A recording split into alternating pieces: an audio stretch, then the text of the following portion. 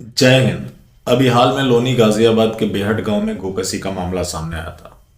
जब इसकी सूचना लगी तो एसएचओ राजेंद्र त्यागी जो कि गश्त बल लेकर पहुंचे, फिर गौ तस्करों ने उनके ऊपर गोली चलानी शुरू कर दी। उन्होंने भी जवाबी कार्रवाई की। 7 गौ तस्करों को गोली लगी, एक ही पैर में लगी और एक ही जगह लगी। फिर वो शक के घेरे में आ गए। ये एक महज संयोग भी हो सकता है, लेकिन उसको संयोग नहीं माना गया। उनके ऊपर कार्रवाई कर दी गई। अब उसको लेकर खासा बवाल मचा हुआ है।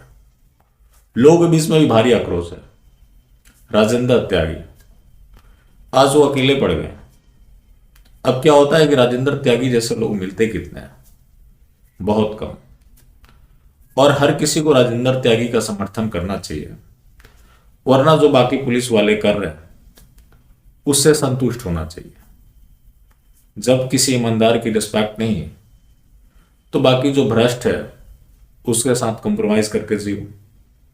उनकी ईमानदारी की सजा ये मिली कि उन्हें तबादला कर दिया गया।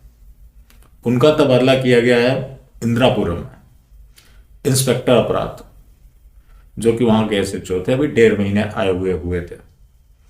ये किसको बचाने के लिए किया जा रहा है? एक सलीम पहलवान नामक कोई मुस्लिम माफिया है जो कि उस घर का मालिक है और जिसके संरक्षण में हो रहा था आदिल। ये उसका नाम जोड़ना चाहते थे और जो उच्च पुलिस अधिकारी है वो आदिल का नाम हटवाना चाहते थे, जिस पर ये अड़े रहे कि नहीं, उसका नाम डाला जाएगा।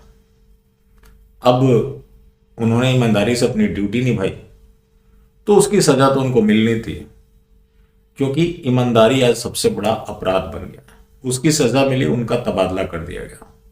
अब इसको लेकर बीजेपी के विधायक नंद किशोर गुर्जर, जो कि लोनी के विधायक हैं और हिंदूवादी सभी के नेता भी हैं, अब उनके कम बयान आते हैं। वैसे बाकियों के तो बिल्कुल भी नहीं आते, क्योंकि बोलने वालों को चुप करा दिया गया है, लोगों के द्वारा भी और पार्टी के टॉप लीडरशिप के द्वारा भी। उन्होंने एसएसपी को लेटर लिखा है, जिसमें जो प्रमुख बातें हैं वो मैं आपको बताता हूं। वैसे तो चिट्ठी काफी लंबी चौड़ी है। इससे गौ तस्करों का हौसला बढ़ेगा। माननीय मुख्यमंत्री योगी आदित्यनाथ जी का क्लियर कट इंस्ट्रक्शन है कि जिस जिले में भी गोकशी होगी वहां के पुलिस कप्तान के ऊपर कार्रवाई की जाएगी, लेकिन यहां उलट ईमानदार पुलिस अफसर के ऊपर कार्रवाई की जा रही है, जिसकी वजह से लोगों में खासा आक्रोश है और ऐसा प्रतीत होता है कि ये गौ तस्करों के दबाव में लिया गया फैसला है। ऐसा करने से गौ तस्करों के हौसला बढ़ेंगे। जब उन्होंने कार्रवाई की तो उनकी वाहवाही पूरे देश में हो रही थी, और इस तरह का कृत्य, उसके बाद उनका तबादला, जिससे वो काफी दुखी है। उन्होंने भी 3 महीने की छुट्टी मांगी है और मीडिया कर्मियों से बात करते हुए कहा कि अगर छुट्टी नहीं भी मिलती है फिर भी मैं छुट्टी जाऊंगा, क्योंकि मेरा मनोबल टूट गया है। पता नहीं मैं आगे नौकरी करूंगा या नहीं करूंगा। एक ईमानदार पुलिस ऑफिसर को इतना कुछ झेलना पड़ रहा है क्योंकि उसके ऊपर वाले इन माफियाओं से मिले हुए, जो कि क्लियर कट दिख रहा है। अगर मिले नहीं होते तो ऐसा करते क्यों? इसको लेकर यति नरसिंहानंद गिरी जी महाराज की भी प्रतिक्रिया आई है। उन्होंने सीधा इसका गुहार योगी आदित्यनाथ से लगाई है कि लोनी थाना क्षेत्र के प्रभारी एसएचओ राजेंद्र त्यागी का तबादला करके मुस्लिम माफिया सलीम पहलवान और गौ तस्कर आतंकवादियों को संरक्षण देने वाले पुलिस अधिकारियों के ऊपर कार्रवाई हो। योगी आदित्यनाथ जी गौ संरक्षण करें, हिंदुओं की एकमात्र उम्मीद आप हैं। ये सब किसके आदेश पे हुआ है? एसएसपी पवन कुमार, जिनको लेकर बीच में खासा विवाद हुआ था।